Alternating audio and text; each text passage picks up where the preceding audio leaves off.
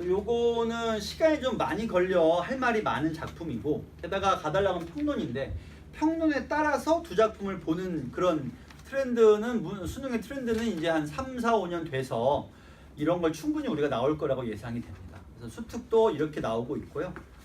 때문에 이런 걸 볼 때는 작품보다 평론이 더 중요하냐? 그건 아니에요. 평론은 그냥 문제를 풀기 위해서 우리가 보기를 줄 때가 있잖아요. 그 보기를 좀 더 크게 만들어서, 길게 만들어서 쓴 것 뿐이지 평론이 굉장히 중요하지는 않아. 거기 나온 내용을 보기가 좀 긴 거라고 생각하고 읽으면 됩니다. 중요한 건 결국 작품이죠. 작품 설명 길게 할 텐데 우선 요걸 간단히 좀 봅시다. 풍자와 해악은 웃음을 자아내는 이유로 유사하지만 중심 화제가 두 개인 거죠. 풍자와 해악이에요. 둘 다 웃음이다. 그러나 매우 상이하다. 풍자에서는 부정적 대상에 대하여 웃음은 맞는데 그것이 어리석음과 악덕을 폭로하고 공격하는 데에 초점이 맞춰져 있다. 다시 말해 이 웃음의 역할이 폭로와 공격이라는 얘기죠. 같이 웃자가 아니라 같이 폭로하고 공격하자는 거야. 다시 말해 풍자의 주제가, 풍자의 주체가 대상보다 윤리적으로 우위에 있어서 자기 자신이 부정의 대상이 되지 않아요. 무슨 얘기죠? 풍자의 주체가 풍자의 대상보다 더 우위에 있어. 도덕적인 우위에 있어가지고 이들을 공격하고 조롱하다. 이렇게 되죠. 여기는 뭐예요? 타락, 불의. 이렇게요. 따라서 풍자의 주체는 아무렇지도 않게 대상을 욕합니다. 왜냐하면 저놈은 나쁜 놈이거든. 나는 나쁜 놈이 아니고. 이게 풍자죠. 이 때문에 풍자의 웃음은 신랄한 비판의 웃음으로 나타난다. 여기까지. 이와 달리 해악에서의 웃음은, 자, 화제가 바뀌었죠? 대립과 갈등의 구조가 화합의 구조로 승화된다. 다시 말해 본능을 억제하지 못한 인간, 돈이 많았으면 좋겠어, 내지는 높은 지위를 얻었으면 좋겠어, 이런 거요. 그것을 억제하려는 이성 사이의 대립을 드러내어 경직된 현실 긴장감을 완화시켜 웃음을 자아내는 것이다. 그러면 결국 해악에서의 웃음은 연민과 동정이에요. 이렇게 되죠. 풍자와 달리 해악의 주체는 부정되어진 대상 속에 자기를 포함시킴으로써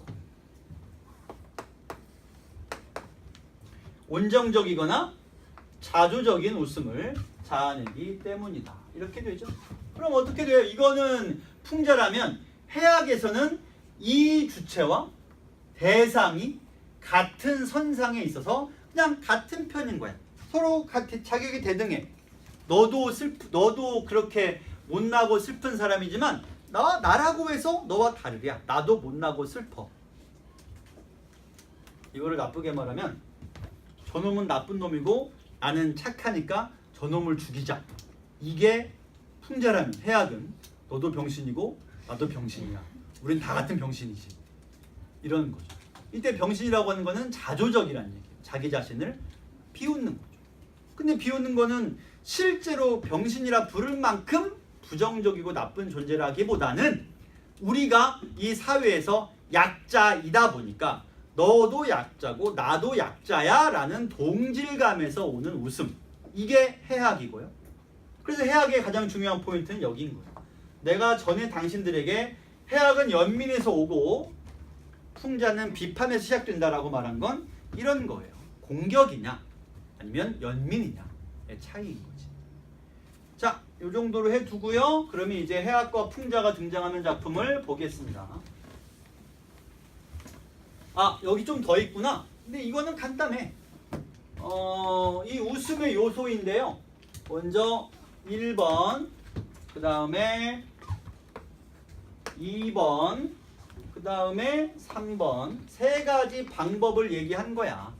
그래서 언어 유희는 여기 보게 되면 주로 소리가 같은데 뜻이 다른 말들로 재배치한다. 그 다음에 밑에 또 뭐가 있냐면 통사적 구조를 뒤흔든다. 이런 것들이 있어요. 요거를 다르게 써봅시다. 이거는 그러니까 동음, 이의어 같은 걸 말하고요. 여기는 문장 구조를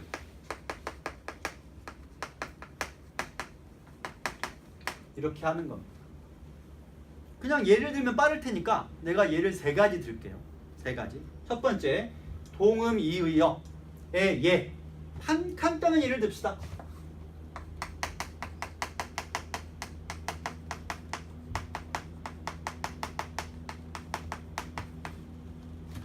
춘향전에서 월매는 춘향이에게 야!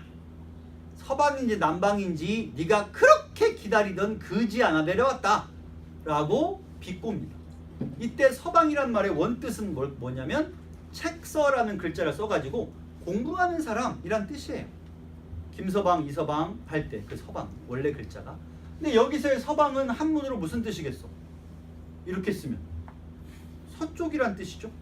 그러니까 원래는 이 글자를 쓰는데 서방, 여기서는 이 글자를 썼다는 거예요.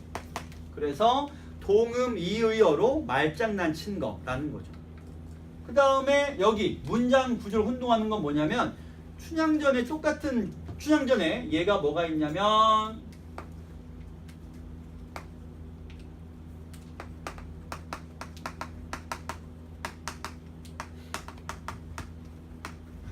이런 겁니다. 어사출두 장면에서 탐관오리들은 너무나 깜짝 놀라가지고 되게 추한 행동을 보이거든요.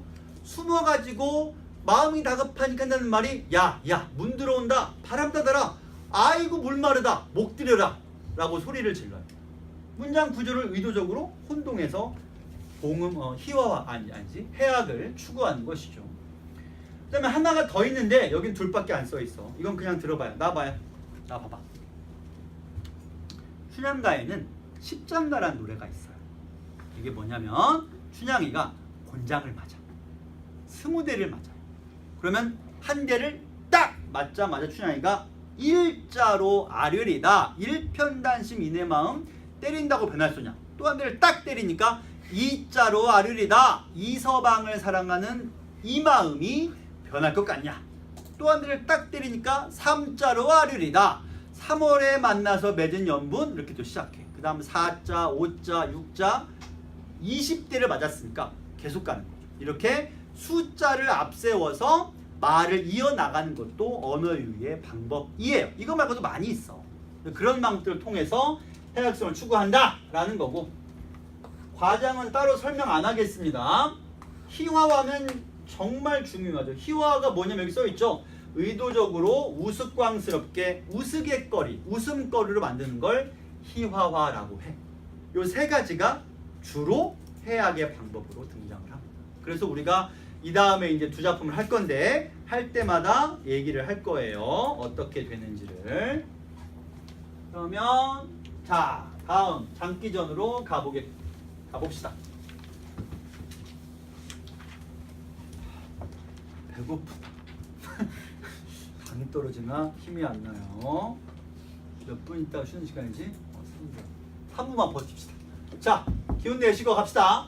까투리와 장기 얘기입니다. 어느 게 암꿩이에요? 장기야, 까투리야? 장기는 숙꿩 맞아요? 숙꿩, 장기, 암꿩, 까투리. 누가 더 이뻐? 인간이 보기에 누가 더 화려해 보일까? 숙꿩이죠. 장기는 굉장히 화려하고요. 까투리는 되게 초라하죠. 수수합니다. 화려한 깃털도 없고. 장기는 뭐 난리도 아니죠.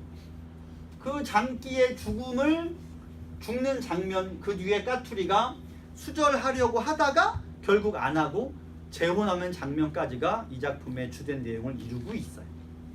그런데 우리가 쓸 게 몇 가지가 있어. 여기 위에다 할게요. 장기전 첫 번째.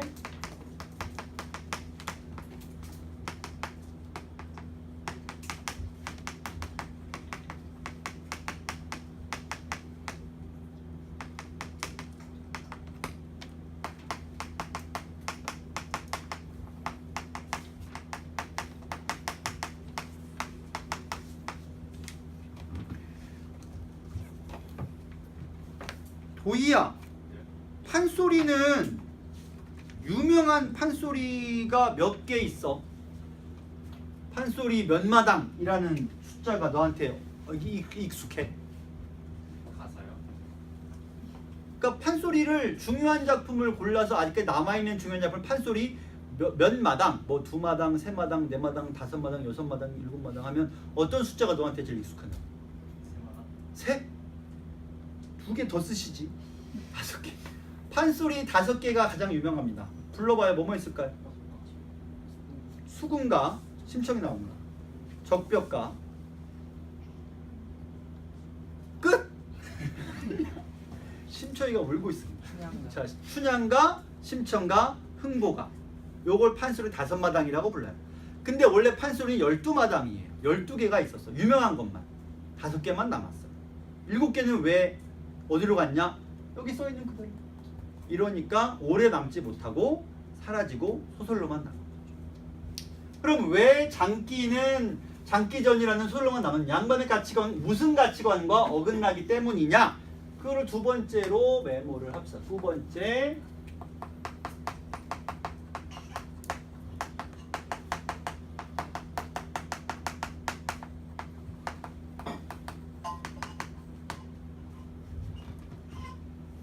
우리가 저번 시간에 연려 함양 박시전을 했지만 얼마나 멍청하고 무식해 보이는 방법이냐. 수절이라고 하는 게 필요가 없잖아요. 그런 건 올바른 문화가 아니란 말이에요.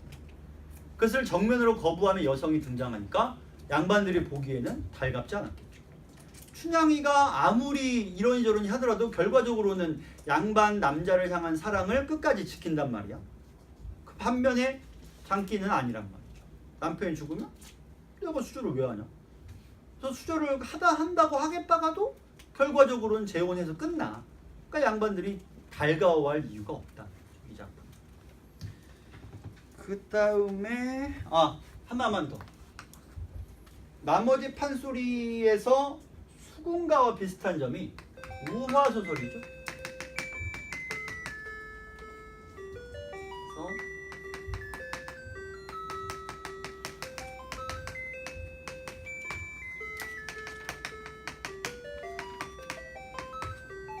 이것이 우화소설이 가지는 장점이 되겠죠.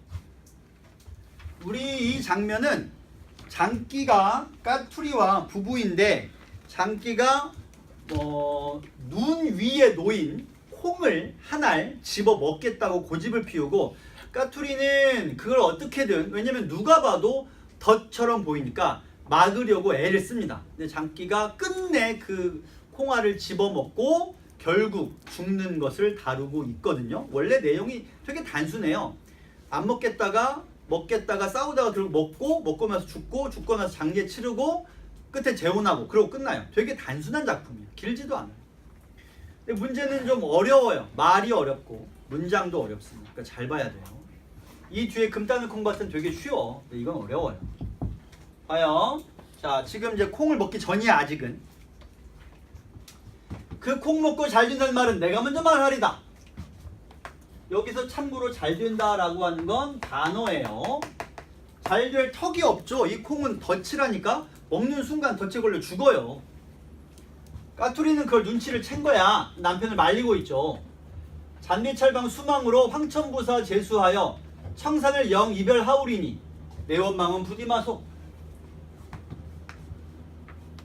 여기 언어유희 쓰였어요. 왜 쓰였느냐? 왜 쓰였느냐를 알아야죠. 왜 이게 언어유희냐? 박지훈 씨, 래프팅 해봤어요? 래프팅? 래프팅이요? 네. 그게 뭐냐고? 아니면 해봤다고? 아니 해봤어요. 해봤어요? 개부러. 해봤어요? 수학여행 때. 요단강 래프팅 이런 거. 똑같은 거야. 황천이라고 하는 거는 뭐죠? 저승을 말해요. 부사라고 하는 건 요즘으로 하자면 편하게 말하자면 사또라는 뜻이고, 그럼 저승에서 사또를 제수받았어. 그럼 그러려면 일단 뭐 해야지 이걸 할 수가 있겠어요? 죽어야죠. 그래서 이 말은 너 그 콩 먹었다가 죽는다라는 말을 하려는 거예요. 저승에서의 사또. 이것도 마찬가지. 잔디철방은 무덤을 관리한다. 그러니까 너 그 콩 먹었다가는 요단강 수질 관리인 하다가 요단강 래프팅 가이드 될 거다. 그러고 싶냐? 그런 얘기를 하는 거예요, 지금. 자, 그래서 황천은 저승을 말하니까. 청산은 2승이죠? 여기를 0, 이별하오리니 내 원망은 부디마소. 고서를 볼량이면 고서는 예책이죠. 예책을 볼 것 같으면 고집불통이 너무 과하다가 패가망신한 자가 몇몇 친구 진시황부터 묶어서 쭉 그냥 계속 묶어. 그래서 여기까지 하면 돼요. 고사를 다 인용한 겁니다. 그러면 고사를 어떻게 인용했느냐? 알 필요 없어요. 그걸 왜 알겠어? 우리는 그냥 여기서 고집 부린 사람이랑 말리는 사람만 알면 돼요. 그러면 여기까지만 읽자. 누가 고집 부린 사람이고 누가 말리는 사람이야. 딱 여기까지만 읽으면. 그래서 여기가 세목함이고 여기는 동그라미. 이런 식으로 그냥 요것만 알면 돼. 그럼 그 다음은 어떻게 될까요? 이렇게 되겠죠. 요것만 알면 돼요. 그래서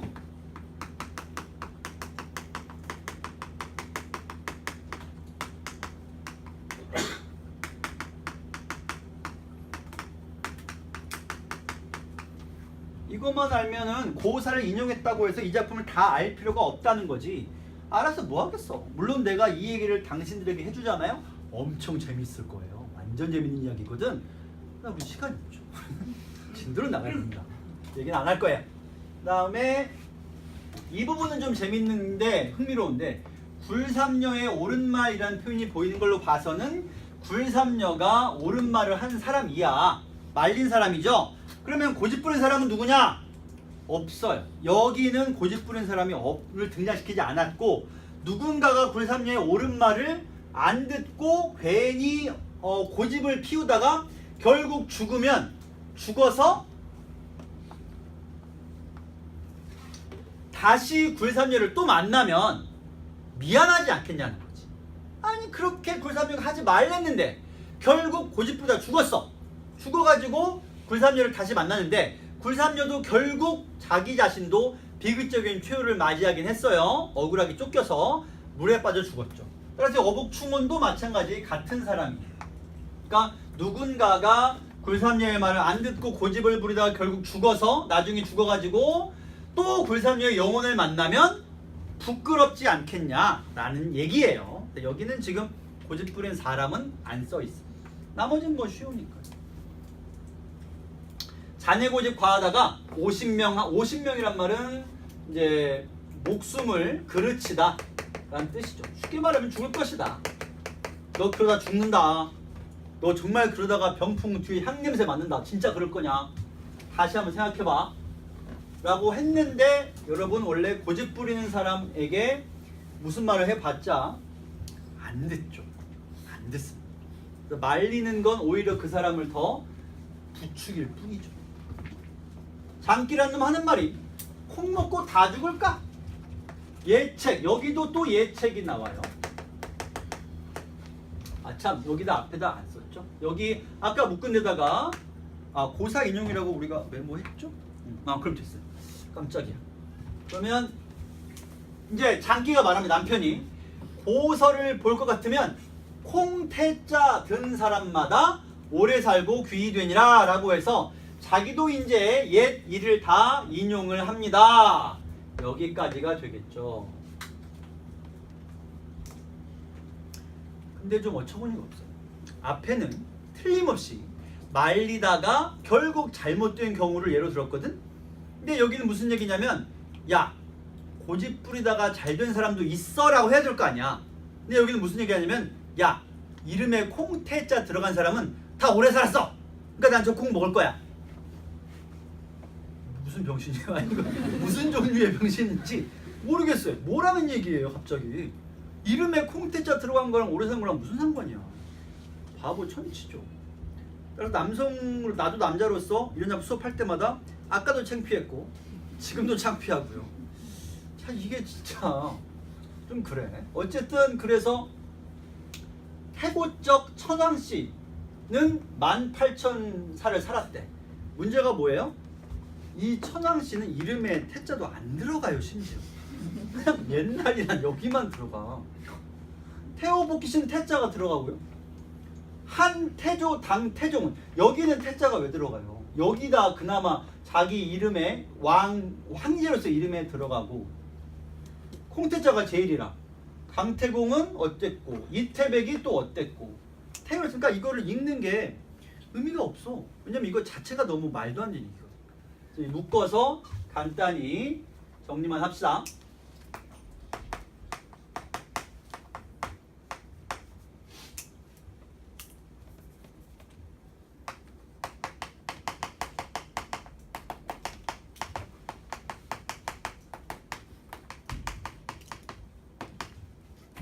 언어유희라고 딱 잘라 말하기는 어려워요. 그냥 이름만 태자만 많이 언급할 뿐이니까. 그러나 누가 봐도 억지스럽죠. 말이 안 됩니다. 하지만 여기는 언어유희가 맞아요. 여기 보게 되면 태공같이 오래 살고 태백같이 상천하여 태을선관 되오리라. 여기는 리듬감까지 갖춰져 있죠. 나름 운율이 살아있어요. 여기다가는 언어유희 동음어를 동의어가 아니야 동음어를 반복했죠. 태공은 강태공이고요. 태백은 이태백을 말하고 태을선관은 그냥 신선이란 뜻입니다. 결국 주장을 꺾질 않죠. 자, 그러고서 드디어 콩을 먹으러 들어갑니다. 까투리 홀로 경없이 불러서니 장길한 놈 거동보소. 어머 잠깐만요. 장길한 놈 거동보소라고 누가 누구에게 말하고 있어? 서술자가 누구에게? 이게 판소리라면 청자였겠죠. 하지만 장기 전이니까 소설이야. 그럼 누구에게? 독자에게. 따라서 서술자의 직접적 개입이 되고요. 판소리계 소설에서 흔히 볼 수 있는 별 의미는 없는 서술자의 직접 개입이고, 이것은 판소리의 흔적이죠. 이게 뭐냐면 우리가 서술자의 직접적 개입을 다른 작품에서 볼 때는 의미가 있어. 주관도 있고 판단도 있어요. 근데 이런 것은 별 의미는 없고 그냥 독자에게 말하고 있으니까 서술자가 표면에 나왔다는 점에서 직접 개입이라고 부릅니다. 별 큰 의미는 없어요. 판소리 흔적이죠. 어쨌든 중요하긴 하고요. 12장목을 펼쳐 들고라는 건 아마 장기의 화려한 날개를 말하는 깃털 같은 건가 봐요. 꾸벅꾸벅, 또 여기 주춤주춤, 그 다음에 드립다 꽉, 이런 표현이 음성상징어가 많죠. 음성이 많으면 생동감, 생생함, 이런 느낌이 살아요. 음성상징어가 많이 있습니다.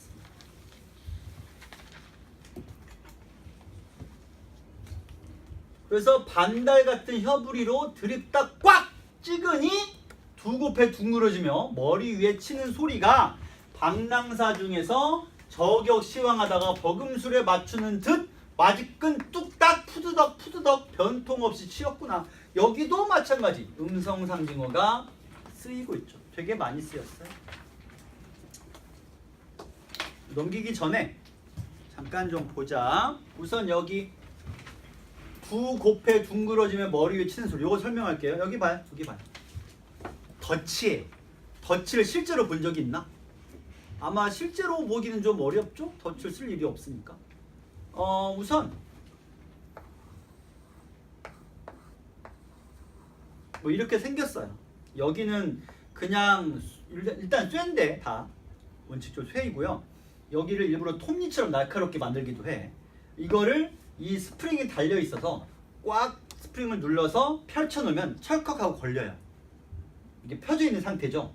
그래서 그거를 땅이나 흙이나 눈 밑에 놓고 살짝 덮은 다음에 여기다가 미끼를 놔요. 그게 뭐가 콩이 됐든 치즈가 됐든 뭐가 놓고, 그리고 그러면은 동물이 와서 욕심을 내 가지고 이거를 딱 먹으려고 하는 순간, 여기를 지나가는 순간 스프링이 자극받아서 턱 튀면서 이 양 날개 같은 게 벌려져 있다가 이렇게 치게 되어 있어. 그럼 이거를 고패라고 하는 거죠. 그럼 이 문제가 뭐였냐면 이 작품 시작할 때 도입부에 예쁘게 쓰러진 눈 위에 콩 한 알만 덩그러니 있는 거야. 그래서 남편은 신났는데 아내가 보기에는 아니 저렇게 대놓고 내가 더 치우라고 말하고 있는데 저걸 먹는다고? 이런 생각이 든 거죠. 왜냐면 너무나 깨끗하게 쓰러져 있고 비질한 흔적까지 있어. 빗자루질 흔적이 있고 콩이 한 알만 있으니까 저게 말이 되냐. 근데 남편은 그냥 바보같이 달려드는 거죠. 이거를 들어가서 콱 찍었더니 고패가 머리 위에서 치는 소리가 마치 저격 시황하다가 버금술에 맞추는 듯. 요거는 간단히 설명할게요. 여기 봐요. 벼랑 위에 수풀이 있습니다. 이 밑에 좁다란 길이 있고 거기를 수레가 지나오고 있어요. 무슨 얘기냐면 진시황은 원수나 미워하는 사람이 많았겠죠. 나라를 중국을 통일했으니까 정복당한 국가의 왕이나 왕자나 신하들이 얼마나 미워했겠어. 암살을 시도가 엄청 많았는데 그 중에 한 명은 이런 짓을 한 거예요. 절벽 위에 숨어가지고 천하장사를 섭외했어. 가장 큰 힘센 사람을 섭외해가지고 이 위에서 쇳덩어리, 철덩어리를 인간의 힘으로는 들 수 없는 거를 크게 만들어서 이 장사에게 훈련을 시킨 거죠. 던져서 상대방 멀리 있는 어떤 큰 물건을 맞추는 연습을 시킨 다음에 진시황이 수레를 타고 지나가는 그 먼 절벽에서 이제 매복을 한 거야. 그래서 얘가 지나갈 때쯤 이 쇳덩어리를 집어 던져가지고 다 죽여버리겠다 라는 생각을 한 거죠. 문제는 완벽한 준비를 했는데 수레가 접근을 합니다. 근데 앞불싸 한 대, 두 대, 세 대나 수레가 와요. 뭘 맞춰야 됩니까? 하나예요. 한 번밖에 안 되면 한 번 시도하고 나면 그 다음에는 경계할 테니까 실패하죠. 옆에 있는 호위병은 상관이 없죠. 어차피 여기는 화살이 안 닿으니까 숨어서 한 방 쏘고 튈 거야. 자, 어느 걸 맞춰요? 앞에 거? 가운데 거? 뒤에 거? 어느 게 진시황이 타고 있을까? 아무도 모르죠. 고민하다가 제일 화려한 게 가운데 있으니까 저거다 하고 있는 힘껏 휘둘러가지고 쇳덩어리가 날아가서 박살을 냈습니다. 그야말로 와지끈 뚝딱. 누군가 타고 있다면 이거는 불가능해. 살 수가 없어. 와지끈 뚝딱 박살이 났는데 그 뒤 수레에서 빼꼼 문이 열리고 누가 이렇게 그런 거예요. 시황제를 저격하려다가 버금수레, 으뜸수레가 아니라 버금수레 맞추는 듯 이란 말은 따라서 고사를 인용했고요. 생생한 느낌을 주기 위해서죠. 그 다음에 와지끈 뚝딱 푸드덕 푸드덕 이런 장면이 역시 생생한 느낌을 살리고 있습니다. 자, 공략이 됐어요. 이제 장기는 뭐 죽은 거나 마찬가지입니다. 장기 거동 볼짝 시면 차위는 덫의 일부예요. 밑에 엎드리니 걸렸으니까 지금 걸린 상태야. 에라이 요란하다. 후안을 미리 알면 산에 갈 사람 누가 있으리? 내가 이렇게 덫에 걸릴 줄 알았으면 먹었겠냐? 끝까지 반성하지 않는 거야. 그러니까 반성 없는 선미련. 먼저 처음에 미련하게, 다시 말해 때를 놓치면 반드시 나중에는 그 때를 놓친 것을 후회하게 되어 있다. 후는 나중이라는 뜻인데, 그래서 이 말도 마찬가지예요. 그냥 끝까지 내가 잘못했다는 말은 안 하는 거죠. 잘못은 전혀 않습니다. 사람도 죽기 살기 맥으로 한다 하니 한번 맥이나 짚어봐라. 까투리가 대답하고 이런 말이 비위맥은 거절, 간맥은 선을, 태축맥은 걷어가고 명맥은 끊어져 가네. 에이구 이게 웬일이오. 원수로다 원수로다 고집불통 원수로다. 판소리의 흔적이니까 리듬감이 느껴집니다. 운율이 살아있죠. 원래 노래였으니까요.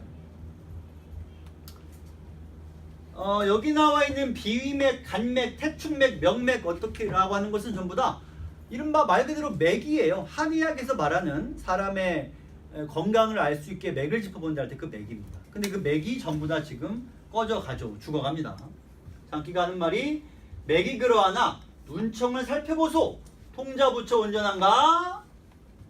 동자부처는 누굴까요? 부처는 부부란 뜻입니다. 그럼 동자는 뭘까요? 눈동자를 말하죠.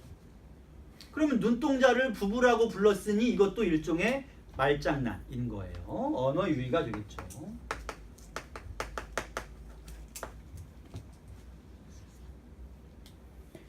까투리 한숨 쉬고 살펴보며 하는 말이 이제는 속절없네. 저편 눈의 동자부처는 첫새벽에 떠나갔고 이쪽 눈 동자부처는 지금 떠나려고 보찜 싸고 곤방대 부처 물고 길목보선 간발하고 있네. 요것도 당연하지만 언어 유희죠. 눈동자가 이제 막 이제 죽으려고 이제 좀 가볼까 하고서 옷 입고 있다는 얘기야. 이제 가야지. 자, 그래서 여기도 언어 유희가 되겠죠. 물론 의인화가 된 거고요. 해학이 되겠습니다. 애고의인의 팔자 이다지로 기박한가. 상부도 자주 한다. 상부의 상자는 혹시 어디서 본 적 있나요? 이 글자? 크게 써줄게요. 상이요. 무슨 뜻이냐? 처음 봐요? 장례식 할 때 상. 초상났다 할 때 상자, 사람이 죽었다는 얘기입니다. 그러면 상부의 부는 지압이란 뜻이니까 무슨 말이 돼요? 남편이 죽는 것을 상부라 그래요. 아내가 죽으면 상처라고 하고. 그럼 상부를 자주 한다는 것 자체가 이 사람의 남편이 한 명이 아니란 얘기죠. 다시 말해 초혼은커녕 재혼도 아니고. 보세요. 첫째 남구는 보라매에게 보라매란 매. 그러니까 꿩끼리 결혼했을 거 아니야. 그러면 남편 꿩은 첫째 남편은 보라매가 채갔고요. 둘째 남편은 사냥개가 물어갔고요. 셋째 남편은 포수에게 총 맞아 죽었고요. 이게 넷째. 얘가 네 번째. 얘는 금술도 좋고 부부간에 친했고 자식들을 21마리나 낳았는데 자식들 남혼여가라는 말은 장가 시집 보내기 채 못하여 구복은 먹고 사는 일이 원수로서 콩 하나 먹으려다 저 덫에 덜컥 치였으니 속절없이 영 이별하겠다. 쓰긴 썼지만 여기 이건 그냥 자식들 장가 시집 못 보냈다라는 거는 중요하지 않고요. 중요한 건 여기 있죠. 여기서부터 이렇게.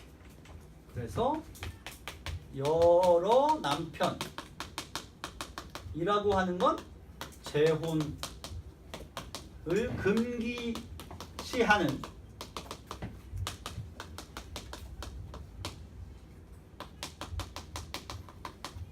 이렇게 되죠. 아니 왜 재혼하면 안 돼? 안 되는 게 뭐야? 이것 때문에 이 작품은 판소리로 오래 남지 못했다라는 거예요. 도화살을 가졌는가? 상부살을 가졌는가? 살이 뭐냐? 살?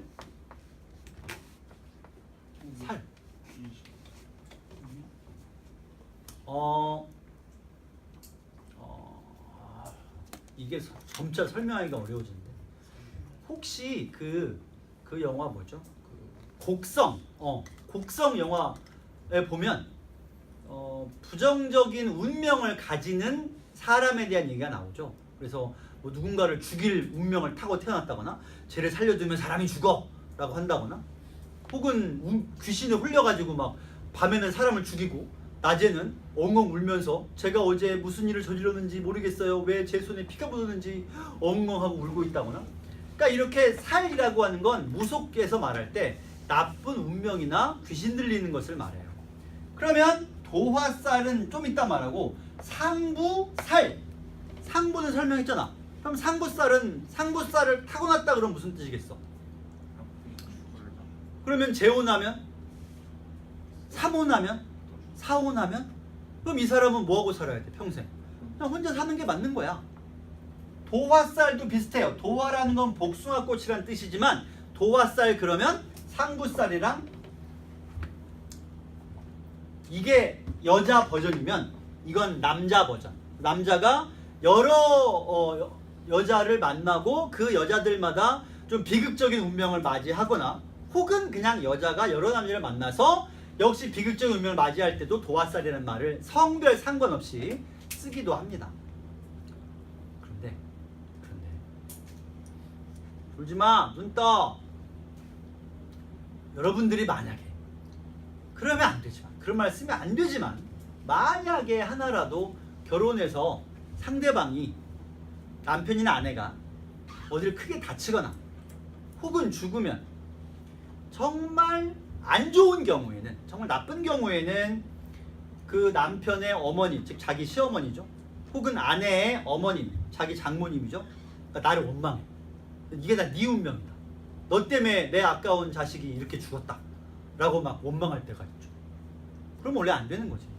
그러나 그때 꺼내는 말이 이런 거죠. 그래서 뭐 남편 잡아먹을 여자라거나 내지는 마누라 잡아먹을 남자라거나 이런 소리를 듣게 될 때 흔히 등장하는 말이 도화살이나 상부살입니다. 뭐 그런 거예요. 그렇게 크게 중요하진 않고. 그 다음에 운명 탓을 하고 있고 인해팔자 험악하다. 불상토다 우리 남군 나이 많아 죽었는가 병이 들어 죽었는가 망신살을 가졌던가 고집살을 가졌던가. 여기서 망신살이라고 하는 것도 우리가 하는 그 망신이 아니야. 그 망신 아니에요. 이 망자는 무슨 망자니? 망하다 망이고 죽다 망이에요. 그래서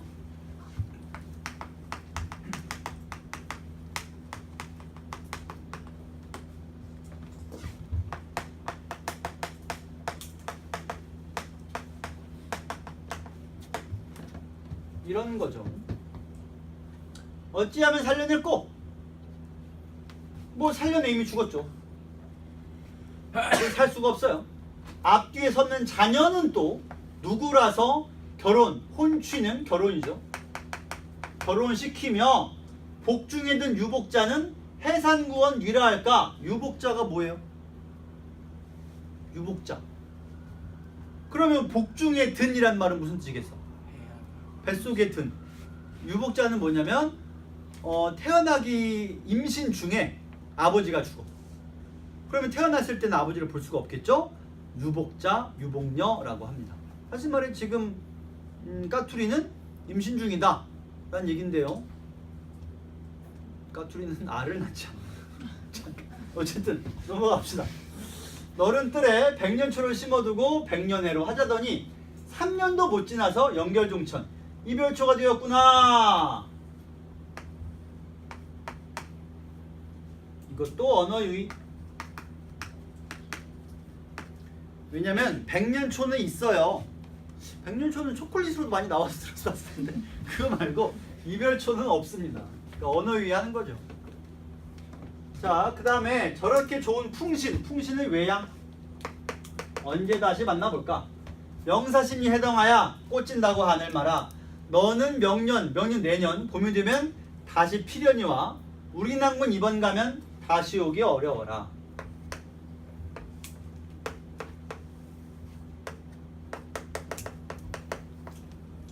해당화는 해마다 다시 피지만 우리 남편은 한 번 죽으면 그걸로 끝이죠.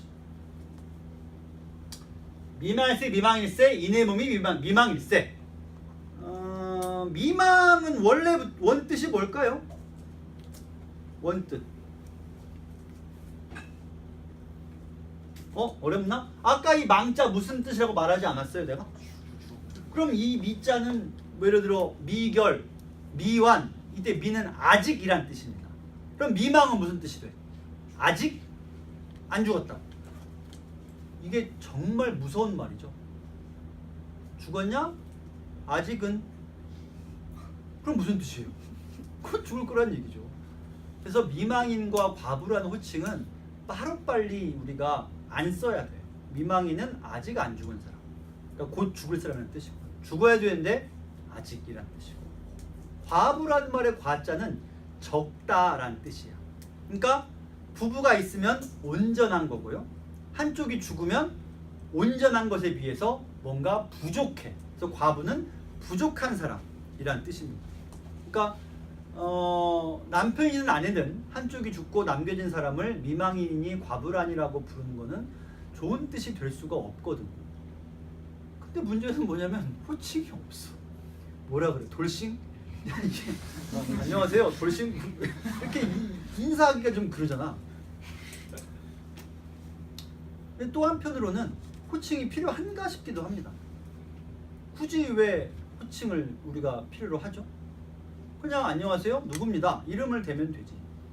그걸 꼭 거기다가 아내가 죽었습니다 남편이 죽었습니다 라는 말을 밝혀야 될 이유가 뭐가 있으며, 또 그런 말을 할 때 상대방은 또 민망해하고 또 이쪽에서도 또 미안해하고, 이상한 현상이. 그냥 자기 이름, 사람으로서 존재하면 되는 건데 꼭 뭘 붙이려고 하죠. 뭐 그럼 그렇고요. 자, 이내 몸이 미망일세 통곡하니 장기가 반년 뜨고 너무 슬퍼마소 상부 잦은 네 가문에 장가가기 내 실수지. 이게 할 말인가 싶죠. 이놈은 정말 나쁜 놈이에요. 자, 그래서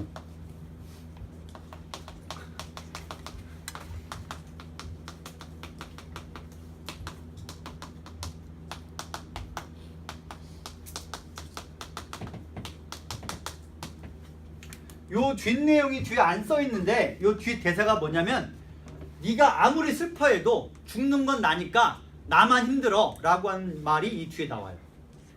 그러니까 뭐 야, 이 새끼는 정말 나쁜 놈이죠. 자, 요 정도입니다. 그 다음에 여러분 교재 232쪽이 지금 A라고 묶여 있잖니? 그럼 그 장면은 지금 굉장히 길게 묘사가 되어 있는데 이와 같이 어떤 특정 장면을 길게 쓰는 것은 판소리의 이 기법의 흔적입니다. 우리 지난 시간에 할 때 내가 칠판에 적어준 것 중에 뭐가 있었냐? 6글자로 장면의 뭐라고? 극대화. 장면의 극대화. 장면의 극대화가 이런 데에 드러나는 거예요. 자, 장기전을 마무리 짓고